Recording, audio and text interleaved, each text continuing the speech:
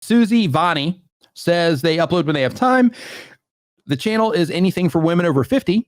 Goal is to help women over 50 look and feel more beautiful.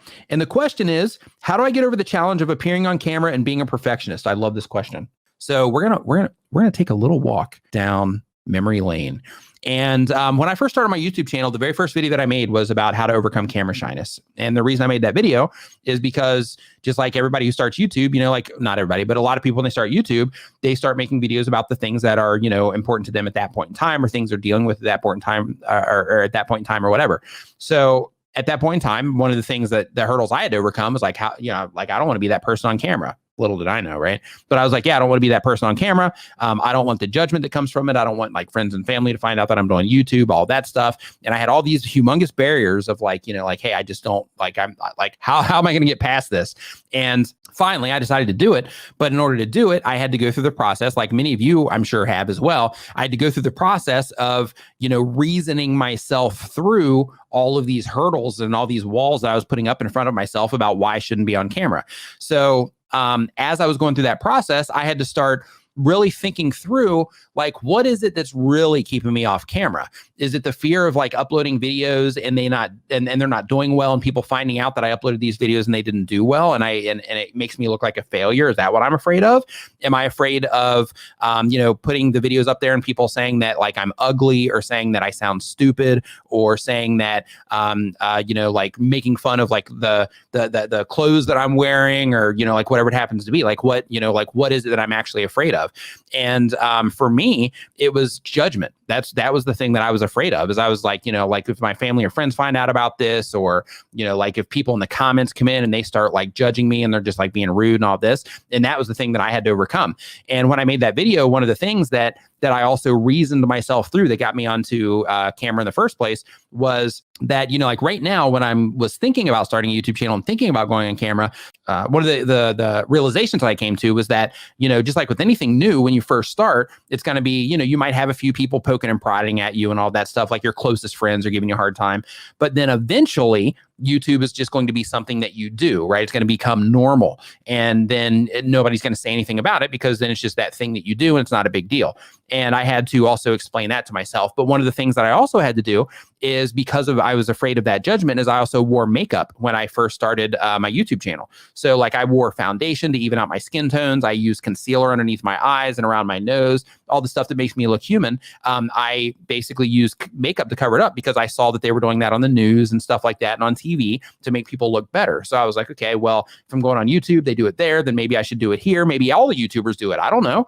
So I started doing that in order to help me, you know, I used it as a crutch of sorts to get me started. So in your case, I'm just sharing that with you just to let you know that you're not alone in terms of like, you know, having problems with, you know, being on camera and, you know, all that good stuff. But like when it comes to the challenge of appearing on camera and being a perfectionist, first, the perfectionism thing, like you have to let it go. Like the one thing that I found, and I found it in my channel, and I found it rippled through friends' channels and clients' channels, and like this is all across YouTube. Other people even make videos about it, to where like the perfectionist side of things and the being afraid of the judgment and all of that. Like once you actually just do it, and you're like, you know what, I'm just gonna do it. I'm gonna put it out there. I know it's going to suck when I first start. I know it's not gonna be like the best that I'll ever do, but like in order to make this thing happen, I have to start taking steps in the direction of making it happen. And the very first step, of course, is uploading a video, and then uploading another one, and then uploading another one, and then uploading another one, in order to, you know, get what it is that I'm after on YouTube, or to even become a YouTuber, or whatever it is that, you know, that you're trying to do. So because of that, in order to overcome it, you have to just shake the perfectionism. You have to get things to a point to where it's like, okay, you know what? It doesn't have to be perfect. It just has to be good enough. So it doesn't have to be perfect when I'm just starting, because I'm going to embrace the idea that the first 50 videos that I make on my YouTube channel are probably not going to be that great. They might, but they might not also. The first 50 videos are going to be completely different than my 200th video. So because of that, I'm just going to embrace that idea and say, you know what? All I'm going to do right now is I'm not going to try to make everything perfect. I'm just going to try to get it good enough to the, you know, to where my abilities are right now, to where I can just go ahead and start publishing content. And then one of the things that you're going to find is that, one, a lot of the things that you're worried about are just up here, and other people aren't even thinking the same way. And that when you do start putting out the content that you don't think is perfect, other people don't know. Because the thing is when you are putting out content that you think needs to be perfect, you're the only one that has that expectation or that knowledge of what perfect even looks like to you. But the people that are watching the content, they don't even know. They don't know what perfect looks like because they're just seeing it for the first time without all of that stuff happening in the head. They're just experiencing what you made. They're not looking at it and knowing that it should be at this level based on your expectations. What they're seeing is just what they got, and then they're responding to it based on that. So you might come to find, and you probably will, because I've seen this happen a lot, is that when you start publishing the videos that aren't perfect, you're going to start finding like, wow, people actually like these videos. And then you're going to start questioning yourself, because you're going to be like, you're going to think to yourself like, yeah, of course, I always want to keep getting better. But what I thought needed to be perfect in order to make it work, it doesn't need to be that perfect. It just needs to be at this level because people are loving this already. And in some cases, you might find that you go overboard to where it's like, hey, people are really responding to the stuff that I'm doing when I started, but now I try to make stuff so good that people just don't respond to it, because now it kind of loses that personal touch, because everything's like so awesome that people like stop responding to it.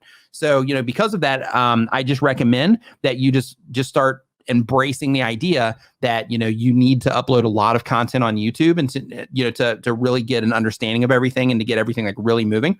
So in order to make that happen, just go ahead and start making content that's good enough.